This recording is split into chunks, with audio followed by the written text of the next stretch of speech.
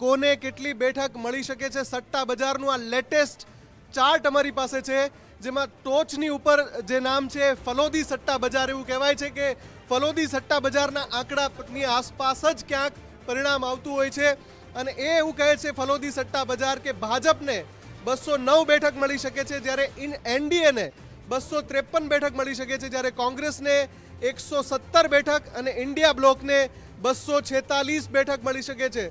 દેશના સૌથી મોટા સટ્ટા બજાર ફલોદી સટ્ટા બજારના આંકડા છે. એ જ પ્રમાણે પાલનપુર સટ્ટા બજારના આંકડા જોઈએ તો ભાજપાને 216, એનડીએને 247, કોંગ્રેસને 112 અને ઇન્ડિયા બ્લોકને 225 બેઠકો મળવાનું અનુમાન આ સટ્ટા બજાર લગાવી રહ્યું છે.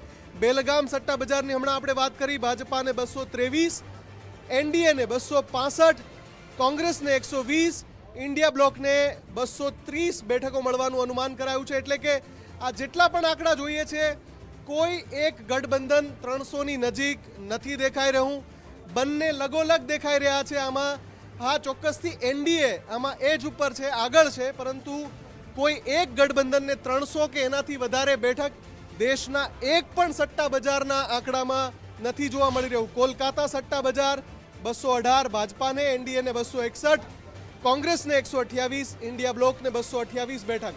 વિજયવાડા સટ્ટા બજાર ભાજપને 224, એનડીએને 251, કોંગ્રેસને 121 બેઠક અને ઇન્ડિયાને 223 બેઠકો મળવાનું અનુમાન લગાવી રહ્યું છે.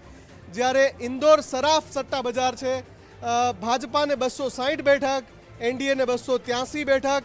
આ આખા જેટલા પણ સટ્ટા બજારના આંકડા છે એમાંથી આ ઇન્દોર સરાફનો જે આંકડો છે એમાં જ એનડીએને મેજિક ફિગર ક્રોસ કરતો દેખાડે છે. ઉપરના તમામમાં ક્યાંય કોઈને મેજિક ફિગર ક્રોસ કરતો નથી દેખાડ્યો. 272 જે મેજિક ફિગર છે સત્તા બનાવવા માટેનો, કોંગ્રેસને ત્યાં 94 બેઠક મળતી દેખાઈ રહી છે અને ઇન્ડિયા ગઠબંધનને 180 બેઠકો મળતી દેખાઈ રહી છે. અમદાવાદ ચોખા બજારના જે આંકડા છે એ પ્રમાણે ભાજપને 241, એનડીએને 270, કોંગ્રેસને 104, ઇન્ડિયાને 193 બેઠકો મળતી દેખાઈ રહી છે. કરનાલ સટ્ટા બજારની વાત કરીએ તો કરનાલ સટ્ટા બજારમાં ભાજપને 235, એનડીએને 263, કોંગ્રેસને 108 અને ઇન્ડિયા ગઠબંધનને 231 બેઠકો મળતી દેખાઈ